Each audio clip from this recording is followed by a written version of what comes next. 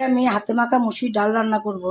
এই হাতে মাখা মুসুরির ডালটা কীভাবে রান্না করব, আর যারা বাইরে অনেক ছেলেরা দেখবে বাইরে কাজে যায়, তাদের তাড়াতাড়ি করে রান্না করে তোমার অফিসে কলেজে যেতে হয়, বাইরে অনেক সময়ের জন্য অনেকেই পড়াশোনা করে বাইরে, কাজও করে বাইরে, তারা রান্না করে খায়, অনেকে আছে এখনও রান্না করে খায়। তারা এইভাবে হাতে মাখা ডালটা কিন্তু তৈরি করে খেতে পারে, খুব সহজ।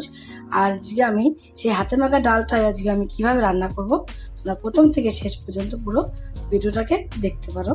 তার জন্য আমি এখানে দেখো নিয়ে নিয়েছি মুসুরির ডাল। আমি 100 গ্রাম মুসুরি ডাল নিয়েছি। এখানে তোমাদের যা যেটুকু লাগবে তোমরা সেটুকু নিয়ে নেবে। আর এখানে নিয়েছি আলু কুচিয়ে নিয়েছি, একটু আলু যেরকম ভাজা করি আলু সেরকম করে কেটে নিয়েছি, পেঁয়াজ কেটে নিয়েছি, কাঁচা লঙ্কা নিয়েছি, টমেটো নিয়েছি। এগুলোকে আমি এবার এক সাইডে রেখে ডালটাকে কি করব, ডালটাকে একটু ধুয়ে নেব। ধুয়ে নেওয়া হয়ে গেছে। এবার আমি কড়াই নেব। এই কড়াইয়ের মধ্যে কি করব, আগে ডালটাকে নিয়ে নেব। আমি এগুলো কড়াইয়ের মধ্যে নিয়েছি, তোমরা যদি মনে করো যে অন্য কিছুর মধ্যে নেবো সেটা কিন্তু তোমরা নিতে পারো। ডালটাকে নিয়েছি, অন্য জায়গা গামলাও নিতে পারো।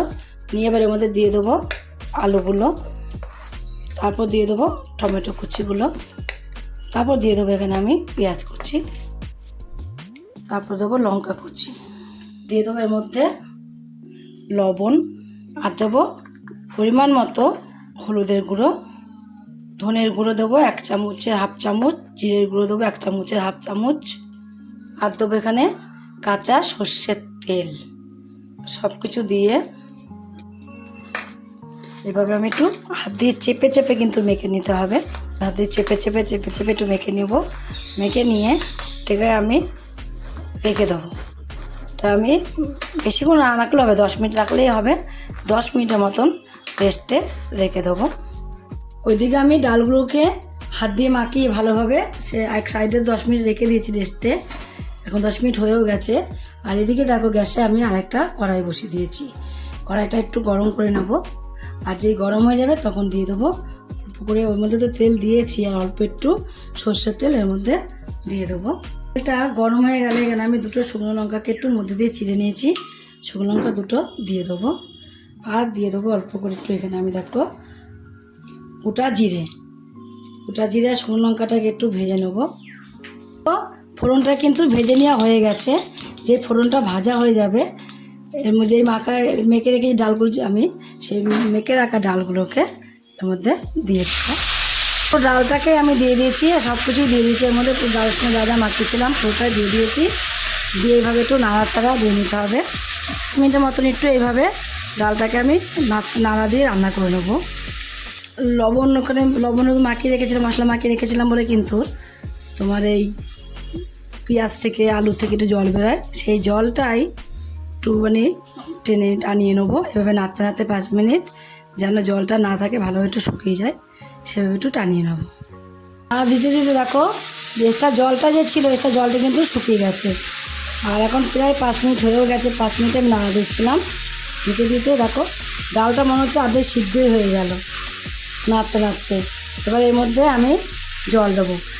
মনে করো যে গরম জল দিতে হবে এমন কোনো ব্যাপার না, ঠান্ডা জল দিয়ে দিতে হবে, দিলে দিতে পারো। আমি ঠান্ডা জলই দেবো, নর্মাল টেম্পার জলই দিচ্ছি। কিন্তু বেশি পাতলা হবে না, একটু গাঢ়র মধ্যে হবে, খুব সুন্দর লাগবে। সে বুঝে জলটাতে আমি আর জল দেবো না। এবার আমি গ্যাসটাকে একটু লো ফ্লেমে রেখে ঢাকা দিয়ে রেখে দেবো কিছুটা সময়। কিছুক্ষণ পর আমি ঢাকনাটা একটু নামিয়ে দেবো, নামিয়ে একটু নাড়া দিয়ে দেবো। দেখো ডালটা প্রায় ভাঙতে শুরু করেছে, আর সিদ্ধ প্রায় হয়েও গেছে। আর অর্ধেকটা সিদ্ধ হয়েছে, এখন অর্ধেকটা সিদ্ধ বাকি আছে। ডালটা খেতে কিন্তু খুব সুন্দর লাগে। ডালটা তোমরা রুটি, পরোটা, লুচি সব কিছুর সাথেই কিন্তু খেতে পারো। এই হাতে মাখা ডালটা এতটাই সুন্দর লাগে। আর বেশি পাতলা করবো না তো, গাঢ় গাঢ়ই করবো একদম। এদের সাথে নাড়া দেবো, আবারও একটু ঢাকা দিয়ে রেখে দেবো। এখন ঢাকা দিয়ে রাখার পরে আমি ঢাকনাটাকে নামিয়ে দেবো। এখন দেখো খুব সুন্দরভাবে কিন্তু ডালটা পুরো সিদ্ধ হয়ে গেছে। সিদ্ধ হয়ে যাওয়ার পরে হাতা দিয়ে একটু এরকম করে দেবো। হাতা দিয়ে এরকম করলে কিন্তু ডালটা পুরো কমপ্লিট হয়ে যাবে। দেখো একদম কমপ্লিট হয়ে গেছে। এখন দেখো কত সুন্দরভাবে সিদ্ধ হয়ে গেছে। এবার আমি এর মধ্যে দিয়ে দেবো স্বাদ বাড়ানোর জন্য অল্প একটু চিনি দেবো।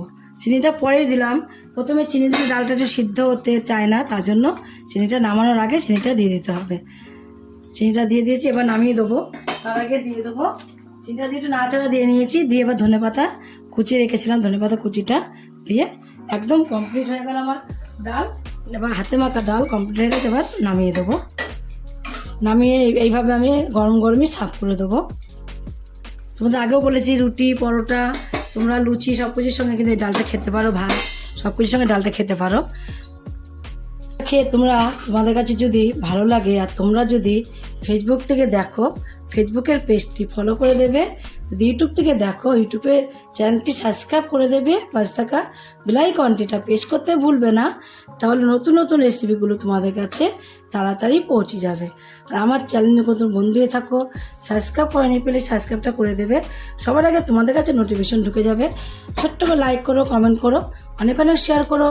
নমস্কার বন্ধুরা, দেখা হবে আবার পরের রেসিপিতে।